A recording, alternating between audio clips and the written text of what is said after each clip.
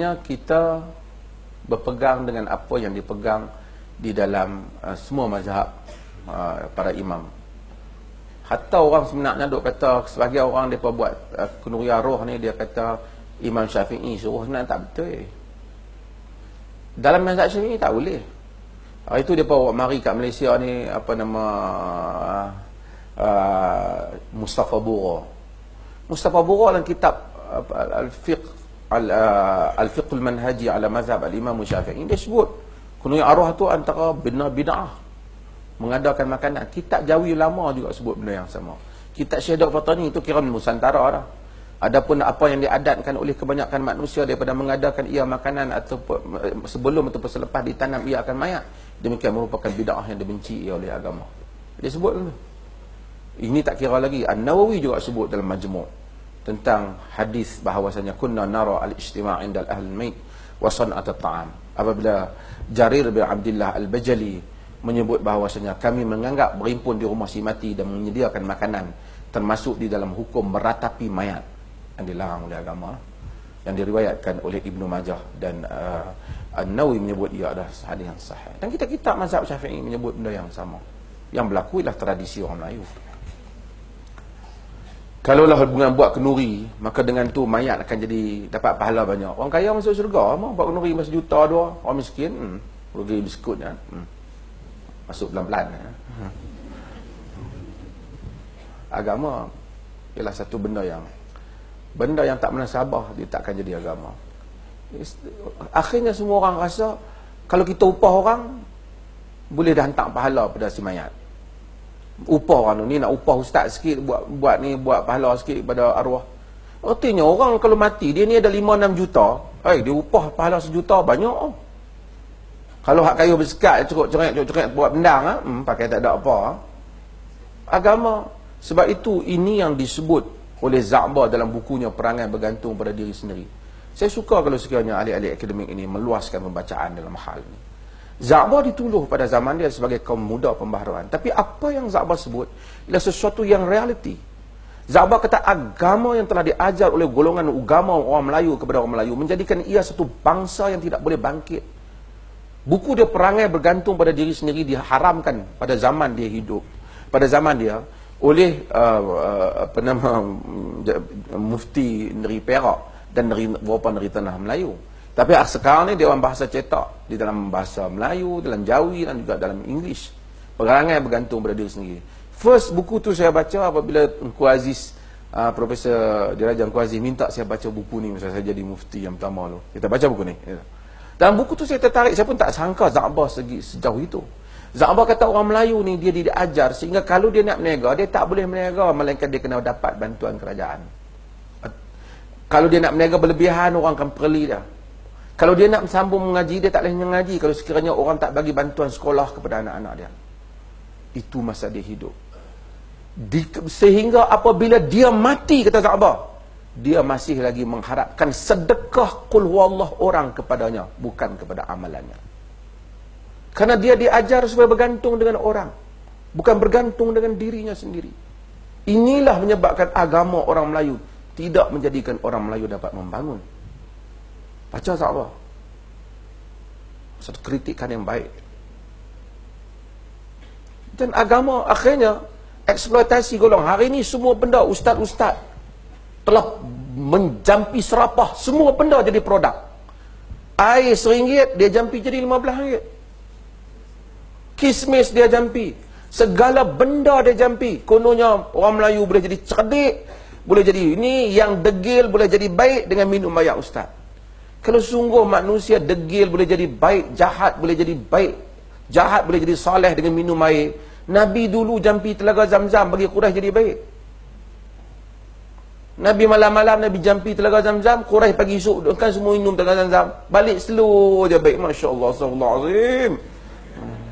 Saya kata kalau dari dulu berpuluh tahun saya kata, belah tahun saya kata, kalau betul ada ustaz boleh jampi orang jadi baik, kita bayar kat dia 10 juta pun tak apa untuk selesai masalah negara. Kita tangkap semua mak rempit, semua penjenayah ni, kita suruh dia minum air, lepas tu jual motor terus.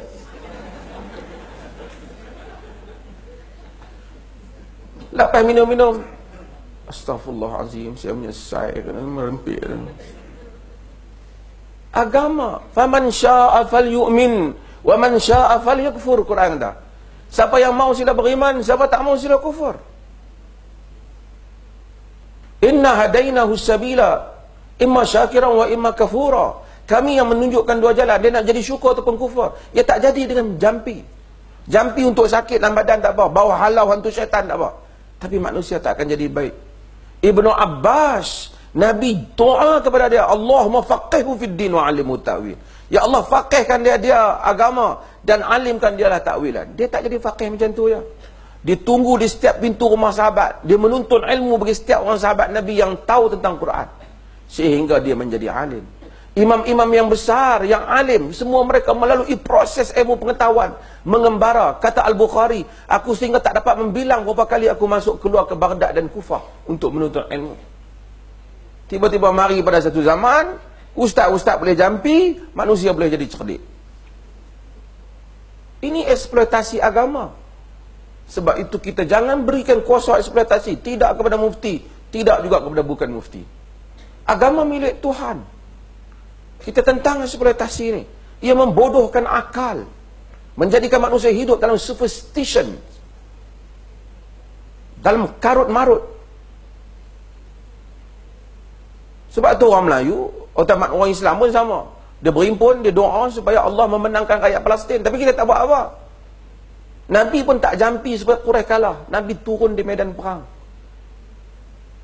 Allah hantar ribuan para malaikat turun dalam peperangan Badar. Tu pun 70 saja orang di kalangan Quraisy yang mati, terbunuh. Setiap yang mati itu ada nama sahabat yang membunuhnya. Maksudnya, kemenangan Islam hendaklah diperolehi oleh tangan orang Islam sendiri. Allah tak bagi kemenangan percuma. Allah boleh lindung para nabi-Nya. Nabi pun kena menyorok di gua. Takkan baca doa tiba-tiba berjalan Quraisy tak nampak je. Tuhan mereka tak nampak kita. Kita duduk jalan depan-depan. Dah. Kena usaha.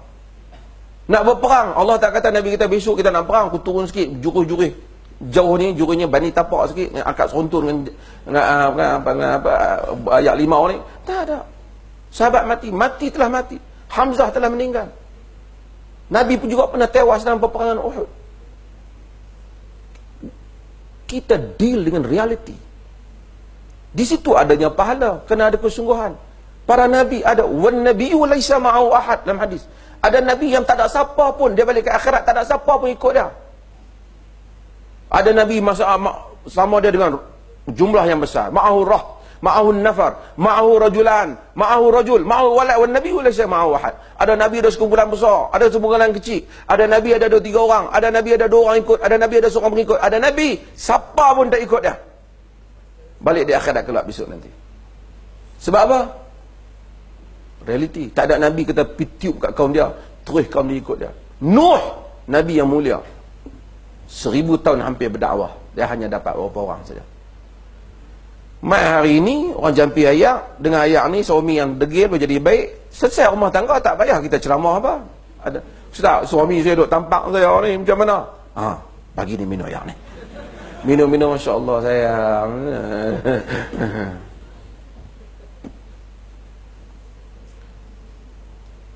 Kita diperbodohkan dengan kesempatan orang lain. Sorry to say. Agama juga. Pasal agama, sebab tu Tuhan larang. Inna kathiran minal ahbari wal ruhban la yakuluna amwalan nas bil batil. Sesungguhnya kebanyakan para pendeta dan golongan agama makan harta benda orang secara batil. Mereka lebih daripada perasuah yang lain. Kerana mereka ada ruang yang banyak untuk memperbodohkan orang yang menggunakan nama agama. Sebab itu kita tak benarkan. Kita nak selamatkan negeri ini daripada superstition, karut-marut. Kita mau kita maju ke hadapan. Kita mau bergantungan diri sendiri. Kita tidak boleh menentang kuasa-kuasa barat hanya dengan ya Allah, tewaskanlah mereka. Kita kena turun melakukan sesuatu untuk menewakan. Kita tak boleh hanya ya Allah, menangkanlah kami dalam bersaing dengan bukan Islam dalam perniagaan. Kita kena turun berniaga. Ini realiti. Itu maksud.